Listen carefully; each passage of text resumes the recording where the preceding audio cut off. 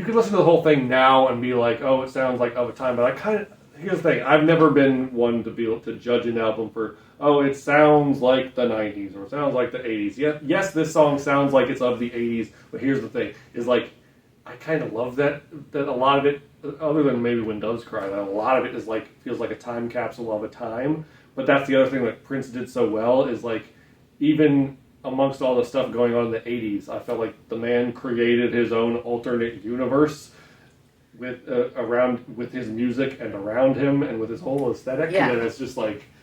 Yeah, so it's not so much that it's specifically dated, that it's just specifically Prince.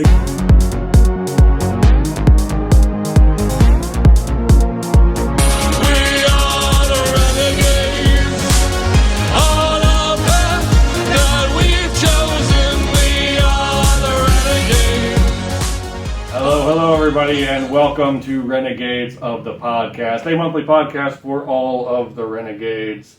We are Unheard, Sirens Incorporated. I am Remy. Cheers. Grab your red wine. Grab your red wine. Or non-alcoholic beverage of choice. That's right.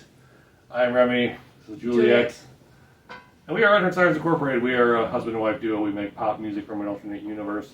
And we're also lifelong nerds, and we are inspired, and we love talking about sci-fi and fantasy and pop culture and art and fashion and all the things that really go into why we make music. Yes. Our life and our culture, identity, and creativity are all deeply intertwined. Yes. So the culture and the aspects of culture we enjoy contribute a lot to who we are and definitely to the kind of work we create. Yeah. So this podcast, we explore all of that. Exactly. And you're joining us on a special night. If you first of all, if you've never watched our podcast before, thank you for joining us. And if you've never heard our music before, we invite you to check out our music. Please give it a listen. Sirens Incorporated. That's right. I got a fetish for freedom tonight. Don't even know which way I go. All that I know is I'm about to blow. I got a fetish for freedom tonight. Yeah, we thank you guys for joining us. And now we're going to go into our second segment for tonight, which we always devote our second segment to talking about music. And usually we'll rotate between doing our segment called Pop Portal, where we listen to and explore pop artists going on really striking now in the pop and alternative pop world that we've never heard before, and hearing that for the first time and giving you our honest thoughts on that. And then we'll also talk about perfect albums, where we explore albums that we think are 10 out of 10 albums. There are no skips on these albums. They are perfect just the way they are. And it's usually something that has informed the way that we create music ourselves and the way that we think about, art, and some that have just had an indelible, incalculable influence on our own creativity. And that is definitely the case for the album we are talking about tonight.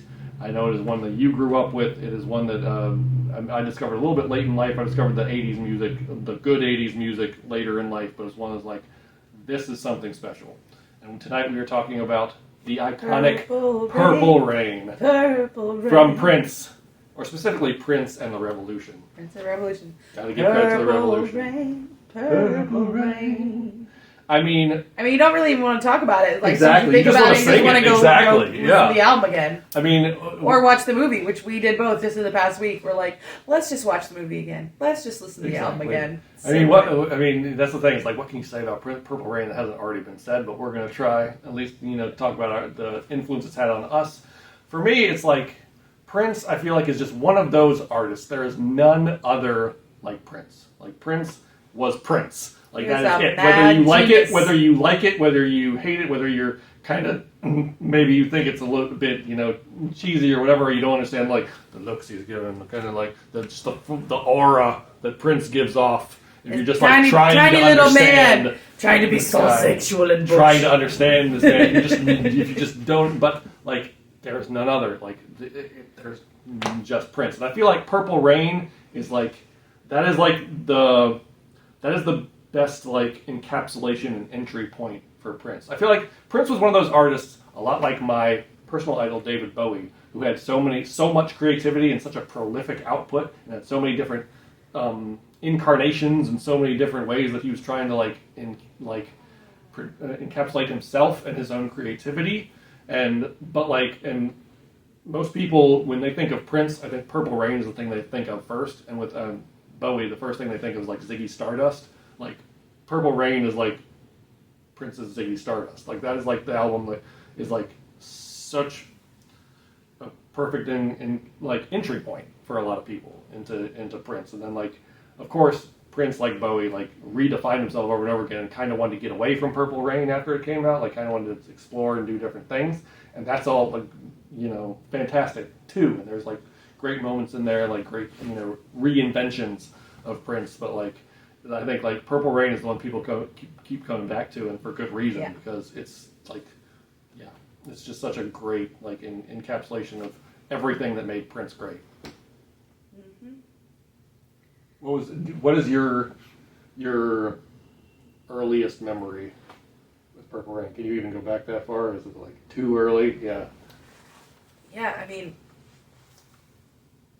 it was Prince was around when I was like really little, and he got so huge. Mm-hmm. So the music was playing everywhere. Yeah. And I didn't even know everything about it. So I remember watching the movie on television when it was in syndication, it's being played, and I'm watching the movie. And, it's a music movie, and my parents grew up with musicals, so there was no, like, oh, we should maybe, like, watch this first before we let a young person watch it or anything.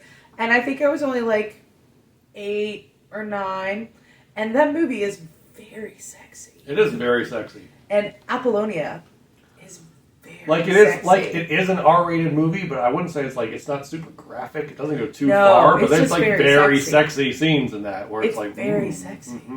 And I remember watching it, and I was blown away by the music, even as a kid. I was blown away by the notion of this band and the kid. He plays the kid. He doesn't even have a character name. Yeah, it's He's funny just because like the kid in the movie. Even in the credits, roll credits, everybody's got a character name. He's the kid, which is really cool. It's a very cool choice for the writers and directors to make to not name him, and then no one ever refers to him by his name. Like, hey, I'm not Remy, sure. I'm not sure if the kid. Yeah, not sure if that was his choice or who. Like, but like it's interesting that everyone else is seemingly playing themselves, but Prince is playing the kid. So it's almost like an alternate universe where Prince hadn't gotten big yet in the 80s. That's why I like to think of it as. It's like this alternate reality, because only in everything else about it seems biographical, so I always take it to be an alternate reality about some of the hardships that he maybe did encounter or could have continued to encounter. The kinds of friction where people aren't getting it, and they're getting resistance from club owners, and you're getting other bands. There's a lot about him being very competitive, so the enemy is just like, Morris Day, who is in reality one of his lifelong best friends. And he's always opening for the Time, which no diss on the Time. I love the Time but too. Time would but the thing Prince. is, like, only in an alternate universe would Prince be opening for the Time. Yeah, like I'm sorry, like I love the Time too, but I'm just saying. But what's really funny in real life, those two bands were hyper competitive with each other, and in this when they play to duability, they're hyper even though like Prince like basically formed the Time and wrote most of their material, they were like really competitive in about performing, which is interesting. It's an interesting dynamic there. And it's all sort of in the movie too. So I remember as this little kid watching the movie, and the scene where they first meet, and he takes her out by the waters, and she's like, "Will you help me? I really want to make it. I want to be. I want to sing too." Apollonia, and he was Apollonia, and he's like, "Oh well, I don't think you have what it takes. I don't think you're really committed." She's like, "I do," and he's like, "Well, no one can do it until they've been initiated into the waters of Lake Minnetonka. Purify yourself in the waters of Lake Minnetonka." And then she starts stripping down to some very, very sexy, very cute little tiny underwear. And then, just chop off, covers herself up, and jumps in the freezing cold water, and they're up in Michigan or whatever. Minnesota. And she's like, and then he's laughing, and he's like, "That's not Lake Minnetonka." But he let this beautiful woman go ahead and strip down. And she's like, "Oh my God." And I remember that scene, and I remember like their love scene when they're like in his bedroom later. And I remember as looking, my eyes were just like, what? Like, what is going on? What? I really had no idea, but I was like, this is amazing. It's like a whole nother world. Yeah. This is.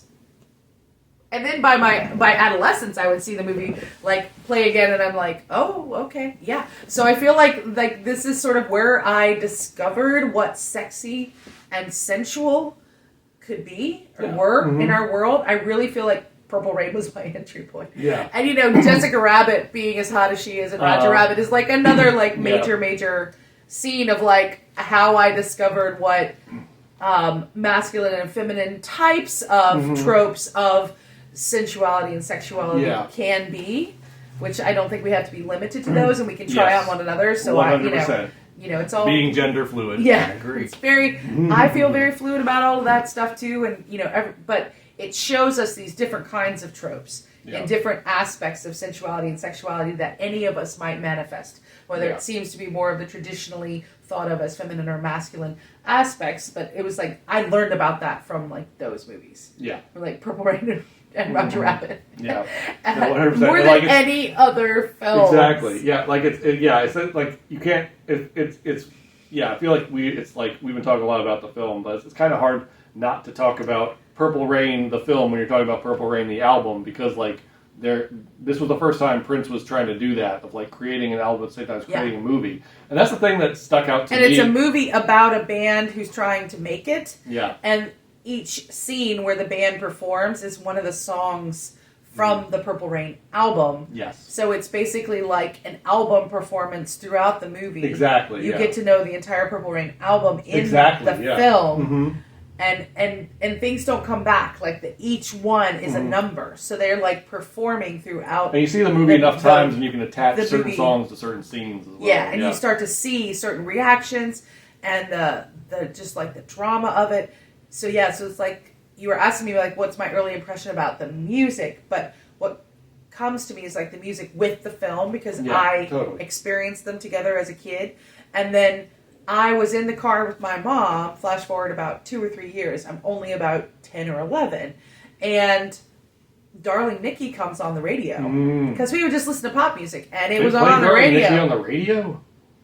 Where was this? I have a memory of how much right along in the car. I don't know. My God, like I mean, first of all, so Darling Nikki starts. Yeah. I knew a girl named Nikki. I guess you could say she was a sex fiend.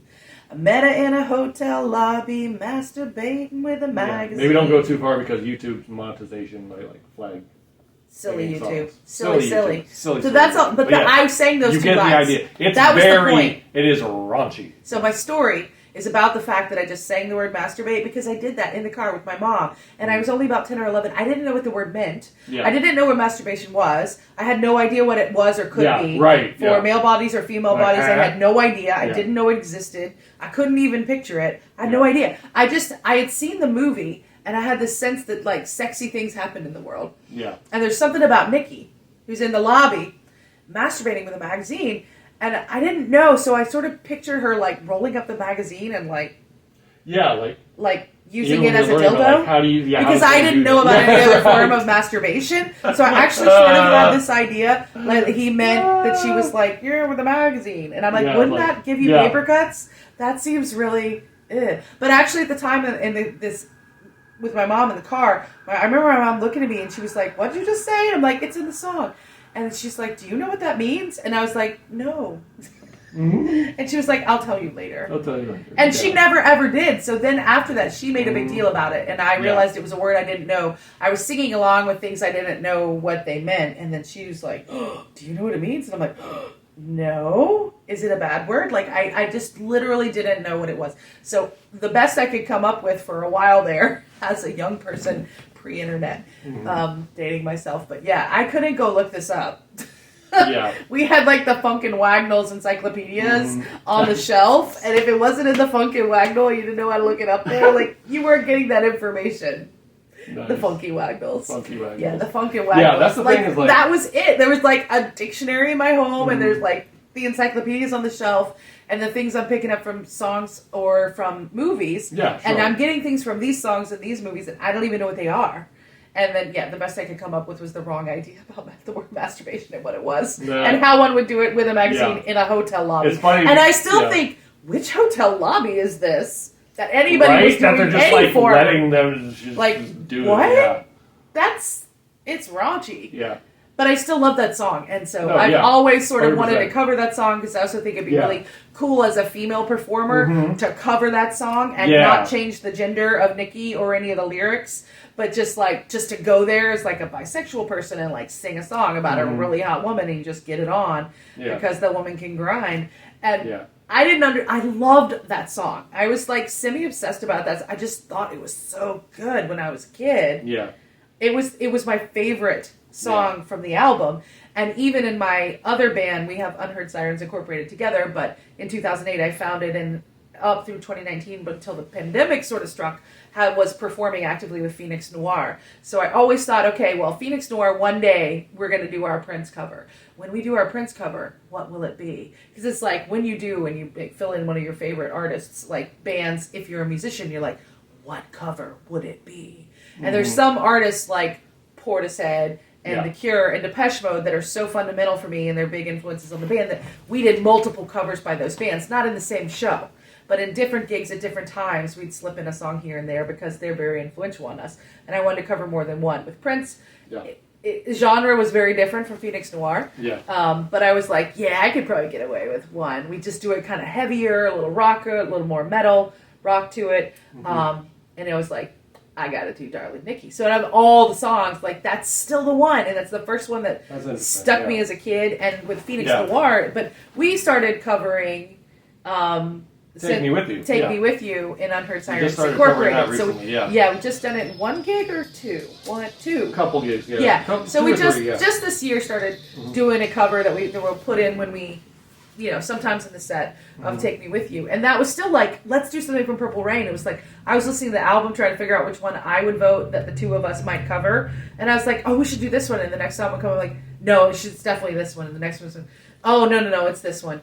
It's like, oh, we should definitely do Let's Go Crazy. Oh, we should definitely do I Would Die For You. Oh, I don't know. Maybe we really should do Just Go For It. Yeah, I know. There's so many. Like, they're so good. Like, even the beautiful ones, or like Computer Blue. Like, they're all great, They're more obscure, but they're still so good when you listen to them. Going back to Darling Nikki, of course, like, before Purple Rain, Prince was kind of known as, like, the raunchy guy. Like, he'd write, like, really, like, he'd just go there with his lyrics. And I think Darling Nikki is the one song on Purple Rain where it feels like he's going back into kind of his raunchy roots a bit, but like he never left them. Yeah, he never left them, but like except when he was Jehovah's Witness and got all weird about his sexy music for a while. Which we don't need to talk about. We're not going to cover that era. But like, but a lot of people, I think, even like Prince was like wanted to get away from Purple Rain after he did it because it was like very much his like poppiest album, which. But at the same time, I feel like it encapsulates all of those things that are so great about Prince. Like I said, it's like you got Darling Nikki, which is like the raunchy song, but it's still very pop and very hooky and gets into your head.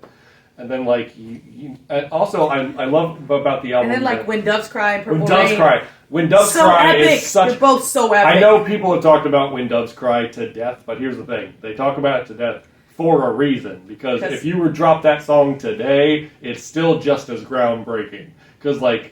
Just the way it sounds, nothing sounds so like beautiful. That. Like even on the album, it stands out. I saw this article once that was looking at all the different like pop artists since the 60s, since the 50s or 60s, since rock and roll emerged out of gospel and blues and all the influences that it, as it's coming out. But it was looking at sort of like the history of rock and roll, and it had a graph of all of the major performers that had the biggest sales of the time. And it was done in like maybe the late 90s or early 2000s, this particular article.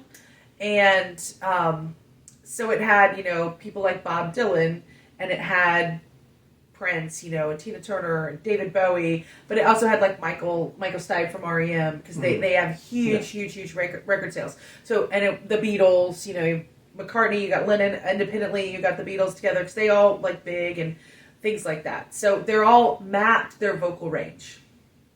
What notes they sing, how many different notes they sing, how low they go and how high they go. They mapped it like the 88 keys of a piano out on a grid. So you have 88 hash marks for 88 keys from super, super, super low all the way to super, super high. Prince had the largest vocal range in history. He was 4.5 octaves. Really? 4.5 octaves. He could hit the crazy like bell tone whistle register stuff that Mariah Carey does, and he could go all the way down pretty low. He was not the lowest, you know, like Leonard Cohen or something, like way low, but he could go as low as most tenors or into the upper baritone register low, which men can go pretty low. But he had all the way through all of the rest of the male tenor register, and then like you get into the falsetto voicing where men are hitting notes where women are hitting in their upper chest voice and their head voice. And then he gets way above the head voice into the like bell whistle register, like birds and dogs are barking because they're hearing notes Prince is hitting that like human hearing can't pick up. I mean, totally. this guy was such a genius. He wrote all of the music. He stayed up all the time. He was manic. He barely slept. He just kept writing and writing and writing and writing. He lived to create. wrote the drums. I mean, quite literally. He built the synths. He wrote the synths. He wrote the guitar. He performed the guitar. He wrote the bass. He performed the bass.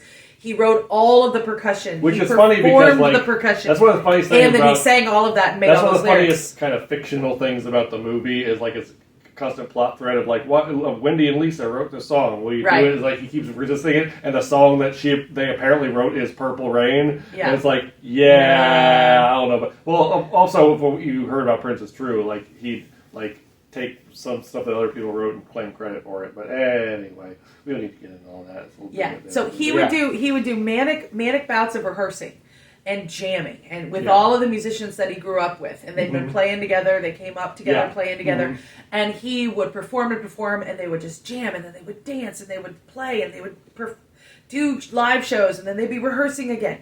But then he would leave, and he'd take all these ideas and all this energy that got created by the collaboration and the interaction with an audience, and the girlfriends who were sitting around while the guys are playing, and even if you're not in a show. You know, they would meet in a big warehouse, and there would be a small group of people that were like the band's friends and significant others, and they're still performing and interacting and getting people up dancing and stuff. And so he'd have all of this sort of soup, you know, creative stuff, and he'd go home, and then he'd hammer it out, and he'd give someone a cassette tape, and the next morning and be like, here it is. And he'd have turned it all into a song. So he was kind of appropriating licks and lines and jams and things that came from other people as well as himself, because if no one else had ever claimed it, Prince was very happy to claim it. And there are enough different musicians who loved him and are not even trying to disparage him and never came after him and aren't trying to be like negative or evil about it. There's enough different people saying this is how his process went that I'm pretty sure that's how his process went. Like you hadn't already nailed that down, it was ripe, you know, it was just out there for him, and he would take it, layer it with all the other parts, and he wrote all of the parts, and then had the largest vocal range of anybody, at least, which, you know, unless anybody in the last 20 years has matched it, which I don't think they have. Yeah, which, speaking of layers, that's the thing that's like really stands out about When Doves Cry. That's the thing is like, if you know the story, but if you don't, I'm going to tell you. It's like right now, it's like When Doves Cry started with so many more layers, and it was like had bass and all these things, and Prince was listening and it just wasn't working. And what he did ultimately, that's why when you hear that final track, it is just that drum beat and that simple synth like the because he dropped out all the layers, and then suddenly it worked, because like it's such an like he had oddball song, he had overproduced it, but like and then suddenly he just stripped it down to the basics, like that, just that drum beat and that little guitar line, a little synth lick, and it's like and a couple other things here and there that come in later in the track, but like that's all you needed. It's all that was needed. And again, I would argue if in a world where that song hadn't come out and you drop that song today, it's just as avant-garde, just as like, you know, it would be just as impactful today. It's not dated at all. And I think part of it is why I brought up the huge vocal ranges, because thinking about When Doves Cry, it's one of those where he's wailing and he's screeching and he's screaming and he's just like emoting his heart out, like so intense. And we just watched it with our 11-year-old niece this past week. This is a theme Holly. tonight. We felt like watching things with our nieces. Yes, we felt like 11 is probably okay to see it. You know, like we don't pay that much attention to movie ratings. In case you haven't we judge for ourselves. Just ignore them. It's just, is there violence and harm that is unnecessary? Exactly. Because then we wouldn't watch it. Is there stuff that's going to like give them nightmares? People. No. Okay, it's fine.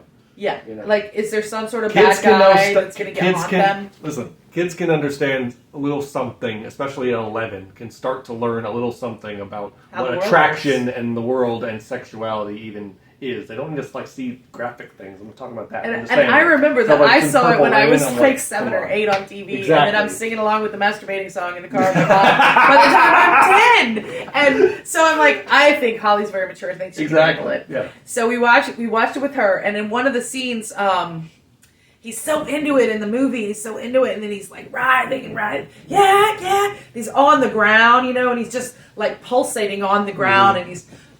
It's like maybe with the night where they just do the one song. I can't remember. And he's just lying on the ground. And he's like panting at the end of the song, and he sort of put all this passion into it. Which was the beautiful one? I think it's maybe the beautiful ones. Yeah, and it's just so beautiful. And Holly looked at us and she was like, "Why is he on the ground?" I was like, because he's into it. Because he's into it. Lives and breathes. The answer is, I was like, well, he's just really passionate. Mm-hmm. He's just really, really, really feeling it. Yeah. And those, and it's not just on When Doves Cry. It's on many tracks in the album. I think it almost defines the album in a way that he uses so much of his vocal range and so much of his emotional range. Yes. There's a lot of just like wailing and screaming, stuff that he's doing, and it's beautiful. Yeah. And he's using emotion as an instrument, and he's using his voice as an instrument. It's beyond using it as a voice to sing with. Like, it's just a tool for expression. But the way any instrument might be. So poppy and so catchy, and there's so many. And but there's a lot of hooks that make it poppy. Exactly. That plays into the perfect album thing. It's like all these blending of these elements that it can be so passionate and so poppy. Yeah. You could listen to the whole thing now and be like, oh, it sounds like of a time. But here's the thing. I've never been one to be able to judge an album for, oh, it sounds like the 90s or it sounds like the 80s. Yes, this song sounds like it's of the 80s, but here's the thing. Is like, I kind of love that a lot of it, other than maybe When Doves Cry, that a lot of it is like, feels like a time capsule of a time. But that's the other thing that Prince did so well is like, even amongst all the stuff going on in the 80s, I felt like the man created his own alternate universe with his music and around him and with his whole aesthetic. Yeah. And it's just like... so it's not so much that it's specifically dated, that it's just specifically Prince. Exactly. Right, exactly. This must be a Prince I love that, album. and I guess maybe it was out of necessity, the fact that this was an album created along with a movie about a music performer, but a lot of it sounds like a live album, and I don't think it was. Like it was very much a produced album. It wasn't recorded live, but it sounds like live production, just the way it's mixed or the reverb or whatever. And I guess because it had to be, because they're matching it up with scenes of him actually performing the song on stage. But but even things like the vocal quality, like when the quiet start, Wendy, yes, Lisa. Yes, Lisa. Is the water warm? Yes, Lisa. The two the lesbian couple that was playing in the Revolution with Prince. Yes, Lisa. Yes, Lisa. Like the way they're talking to each other. They know what they're doing. Yeah. It's also, I'm listening to the music being like, what's happening? I didn't know women could be sexy towards each other. Right. I was just sort of clueless child raised by clueless parents in the very, very, very, very, very clueless state of North Carolina. Yep. And so just didn't even know. And I'm listening to them, Wendy, yes, Lisa. And I'm like, what's happening here? What's happening here? Yeah. Something is happening here. That like the water's warm. I don't totally understand.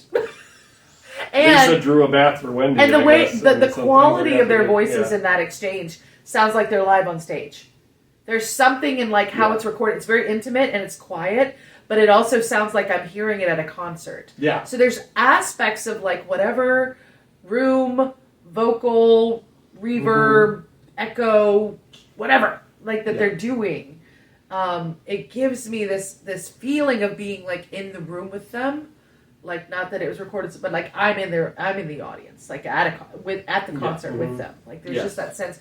I mean, I think some of the wild, crazy ones, Let's Go Crazy and I Would Die For You. They're so big, and you just want to be in the audience with them. I mean, just you want to be live with these performers. You want to be receiving that, and it feels like you're getting some of it even through the recording. So that's part of its genius, I think. Is there's just It's that vibrance, the diversity of the material too. Like obviously, like you could say like Windows Cry is maybe like the standout track, or also Let's Go Crazy, and also like the title track. But like also like just after Windows Cry is like I Would Die for You is a bop. I love that song. So good. That's the one I thought we would cover. We could. Yeah, I know. We could.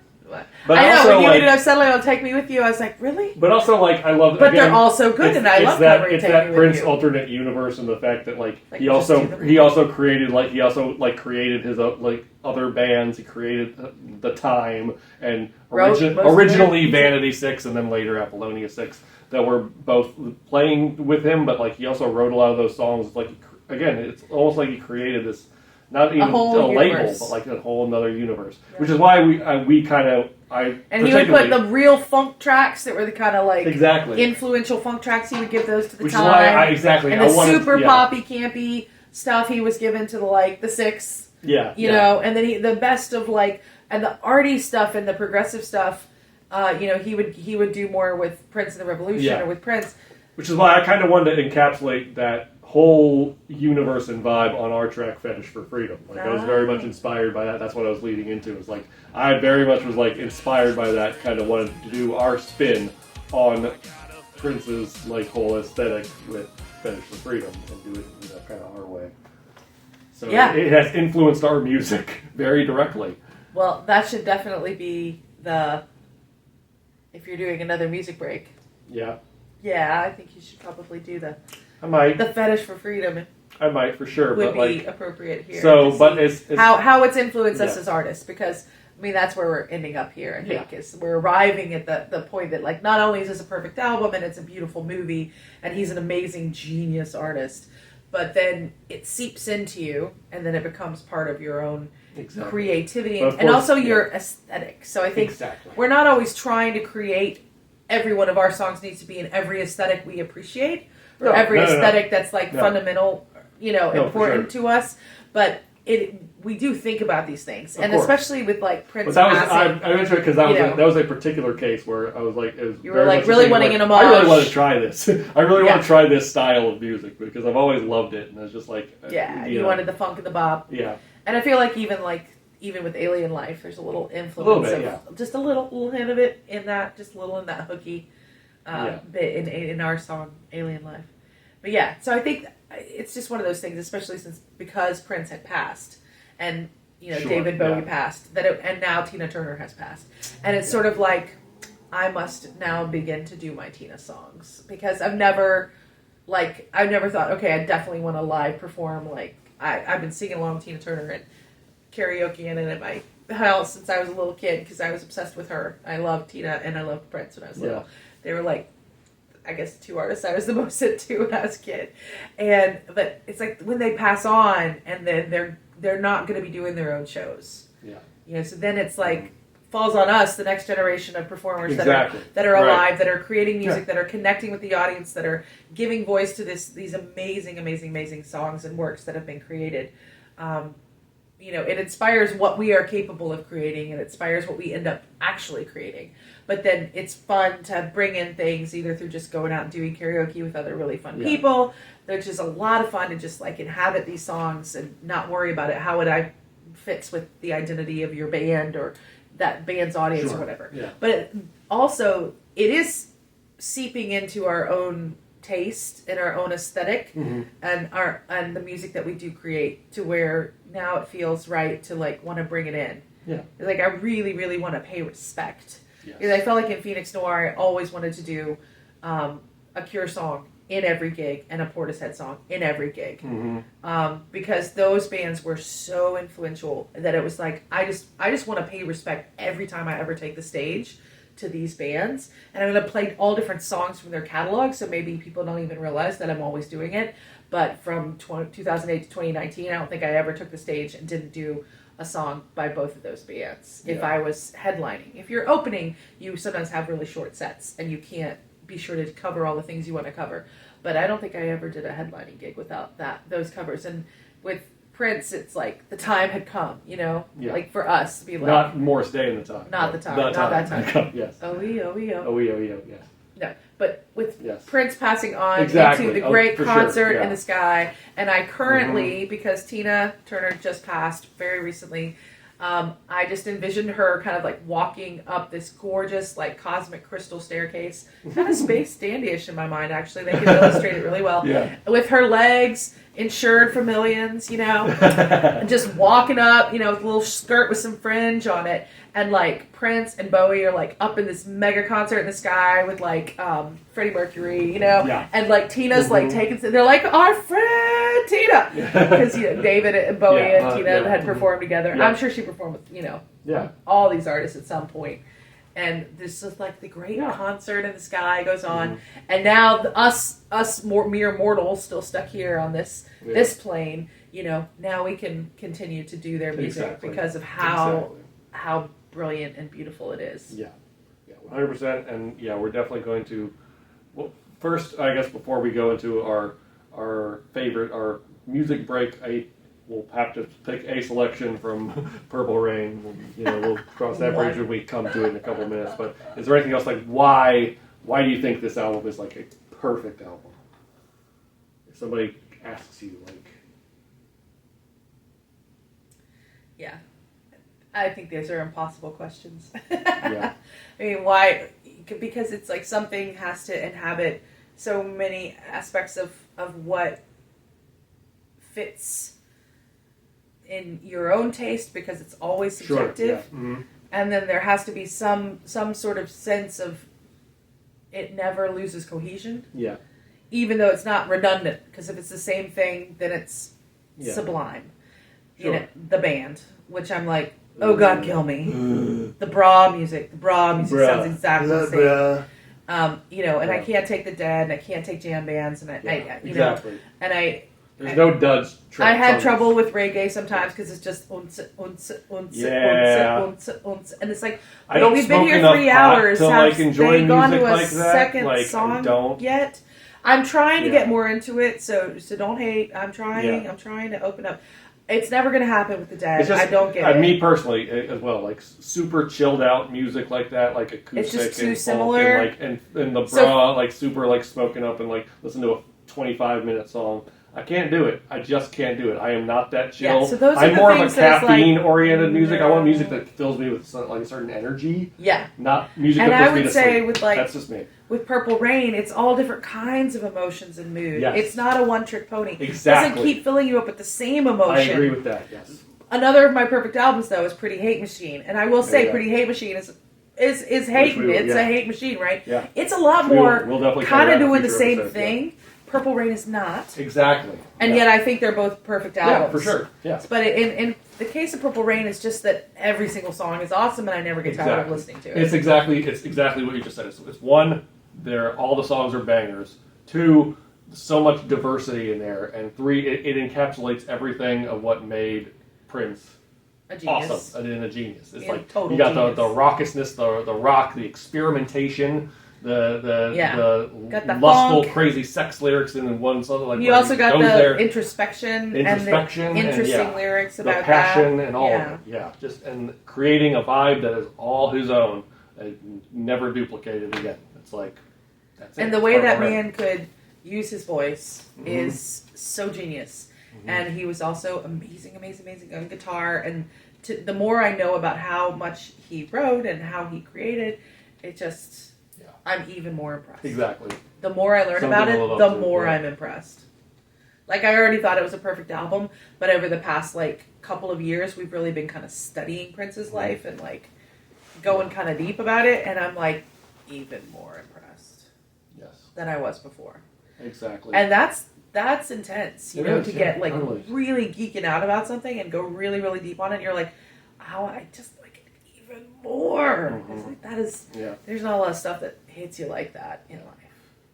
So if you somehow have never heard this album, do your ears and your senses a favor. Go listen to it. Go and check it all out. Take it all in. And then if you love that, watch the damn movie because that's great too. It's a great movie. Yeah.